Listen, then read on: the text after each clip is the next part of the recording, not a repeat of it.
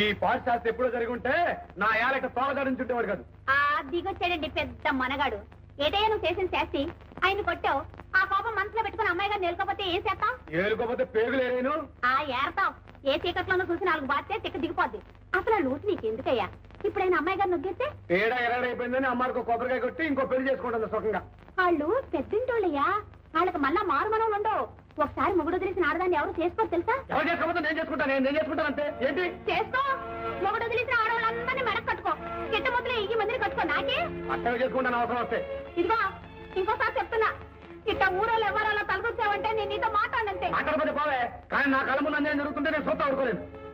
అంతేనా? అంతే అంతేనమాట. అంతే. నీతో మాట్లాడేటప్పుడు అడుగు.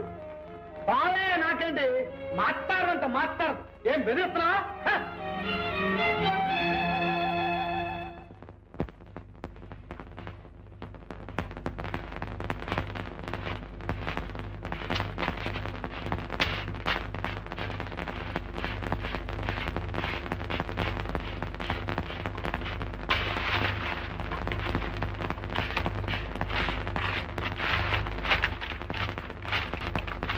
పండే మావా, అయ్యగారు పిలుస్తున్నారు.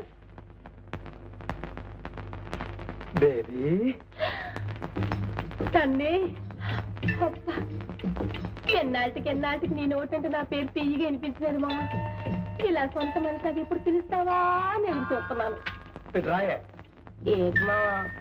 మా ఆపటాలకి మన ఇద్దరం పట్నం ఆడదాం. వెళ్ళి రిక్షా ఎక్కుదామే. ఎక్కి నేను చక్క పట్నం అంతా తిరుగుదాం. తిరిగి జయత్రికి సత్రంలో తీసుకున్నావే. తీసుకొని ఆ మొహతుడు మొహం సొయ్యన తమ్ముళ్ళకి మడితో మాట్లాడేది సరసనేది. ఆ కళ్ళు తిప్పడాలు ఒళ్ళు పుడాలు తీసుకుంటే తమ్ముడు ముందు అయితే డేసానిస్తుంది. నాకు తమ్ముడేంటి అట్లా పాపం మాట్లాడమోకమ్మా, కళ్ళు పోతాయి. పట్టిగడ్లే పాడు మొకందా. ఏమిటి ఇందాక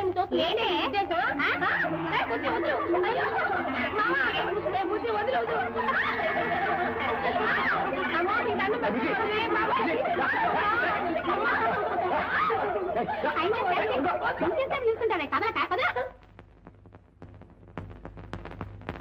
ఏదో సంత తీర్థం కనిపించగానే శివశివలాడిపోవడమే. ఒక వాయి లేదు వర్ష లేదు. ఏంటైంది? అవును, దాంతో ఏదో మాట్లాడి ఏదో సరసాలేటి. దాన్ని తీసుకుని పట్టు వెళ్ళి సత్రంలో గట్టి తీసుకుంటావా? అదే ఆ నవ్వు చూడు. ఓ మూల నేను ఏడుతుంటే నీకు నవ్వెట్ట వస్తుందయ్యా.